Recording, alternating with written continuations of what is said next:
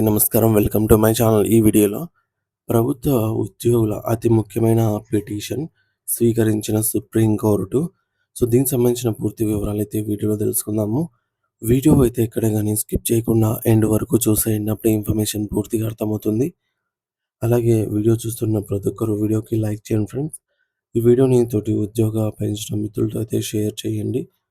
కొత్తగా మన ఛానల్ చూస్తున్న వారు ఇంకా ఎవరైనా సబ్స్క్రైబ్ చేసుకోకపోతే వెంటనే మన ఛానల్‌ని సబ్స్క్రైబ్ చేసుకోండి. సబ్స్క్రైబ్ చేసుకోవడం వల్ల నేను చేసే ప్రతి ఒక్క వీడియో మీ వరకు రీచ్ అవుతుంది. ఇక ఆలస్యం చేయకుండా వివరాల్లోకైతే వెళ్ళిపోదాము. ఫ్రెండ్స్, ఇక విషయానికొచ్చినట్లయితే ఒక ప్రభుత్వ ఉద్యోగి తనకున్నటువంటి ఉన్నత విద్యా అర్హతను హైయర్ క్వాలిఫికేషన్ దాచాడు అనే కారణాలతో అతన్ని ఉద్యోగం నుంచి తొలగించవచ్చా అనేటటువంటి ఆసక్తికరమైన మరియు కీలకమైన అంశంపై విచారణ జరిపేందుకు సుప్రీంకోర్టు అంగీకరించింది. సో, పవర్ సుభాష్ అనే ఒక వ్యక్తి 2010లో 10వ తరగతి విద్యార్హతతో వర్క్ అసిస్టెంట్ పోస్ట్‌లో చేరారు. అయితే ఆయన 2006లోనే ఇంటర్మీడియేట్ పూర్తి చేసినప్పటికీ దరఖాస్తు సమయంలో ఆ యొక్క విషయాన్ని ఆయన వెల్లడించలేదు. 2013లో సర్వీస్‌లో ఉండగా తన ఇంటర్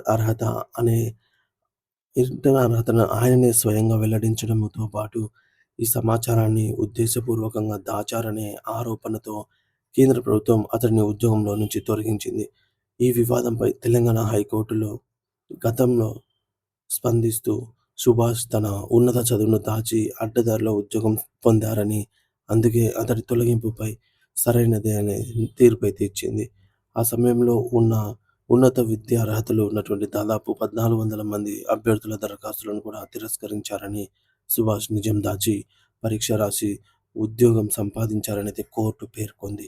అయితే దీనిపై సుభాష్ సుప్రీంకోర్టును ఆశ్రయించగా జస్టిస్ పిఎన్ నరసింహ నేతృత్వంలో ధర్మాసనం ఈ యొక్క పిటిషన్‌ను స్వీకరించింది. ఉన్నత విద్యార్హత కలిగి ఉండటం అనేది ఉద్యోగానికి అర్హత ఎలా అవుతుంది అని ధర్మాసనం ప్రాథమికంగా అభిప్రాయపడింది. గతంలో కూడా సుప్రీంకోర్టు ఎక్కువ చదువుకుంటూ ఉండటం అర్ అనర్హత కాబోదు అని చెప్పిన సందర్భాలు గుర్తు చేస్తూ హైకోర్టు తీర్పును సమీక్షిస్తామని చెప్పి పేర్కొంది. ఈ యొక్క కేసు ఫలితంగా భవిష్యత్తులో విద్యార్హతలను దాచే ఉద్యోగుల భవితవ్యాన్ని అయితే తేల్చనుంది. సో, ఎవరైనా సరే 10థ్ క్లాస్ 10థ్ క్లాస్ అర్హత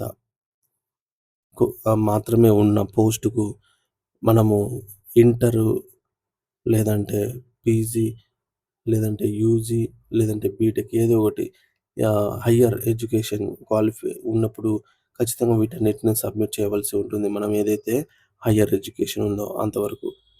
ఇప్పుడు 10థ్ క్లాస్ వాళ్ళకి మాత్రమే తీసుకుంటున్నారనమాట. ఎందుకంటే సుప్రీంకోర్టు ఏమని తీర్పిచ్చిందంటే 10థ్ అర్హత ఉన్నవారికి కేవలం 10థ్ వరకు చదివిన వారికి మాత్రమే ప్రాధాన్యత అయితే ఇస్తున్నారనమాట. ఎందుకంటే 10థ్ క్లాస్ చదివిన వారికి ఉన్న మెరిట్‌తో పోలిస్తే వీరికి హైయర్ ఎడ్యుకేషన్ చదివిన వారికి ఎక్కువ మెరిట్ ఉంటుంది. ఈజీగా వీరికి జాబ్ అనేది వస్తుంది. ఇక్కడ 10థ్ ఆర్థిక పరిస్థితి బాగోక 10థ్ వరకే చదివిన వారికి అన్యాయం జరుగుతుంది. అలాగని ఈ యొక్క హైయర్ ఎడ్యుకేషన్ వాళ్ళకి జాబ్ ఇచ్చిన తర్వాత వీరు మరొక పోస్ట్‌కి కూడా అప్లై చేసి అది రాగానే దీన్ని రిజైన్ చేసి వెళ్ళిపోతారు. ఈ విధమైనటువంటి ఆహ్, తప్పిదాలు జరగకుండా, అంటే ఇదేమీ తప్పేం గాదు. కానీ ఈ విధంగా నష్టాలు జరగకుండా అదే 10థ్ వ్యక్తి అయితే ఈ పోస్ట్ తనకు కరెక్ట్ అయినది కాబట్టి అలాగే ఉంటాడు. ఎందుకంటే అతనికి హైయర్ ఎడ్యుకేషన్ లేదు కాబట్టి అతనికి అది న్యాయం చేసినట్టు అవుతుందని సుప్రీంకోర్టు భావించింది. దీనిపైన మీ అభిప్రాయాన్ని అయితే కామెంట్ ద్వారా తెలియజేయండి. Thank you for watching this video.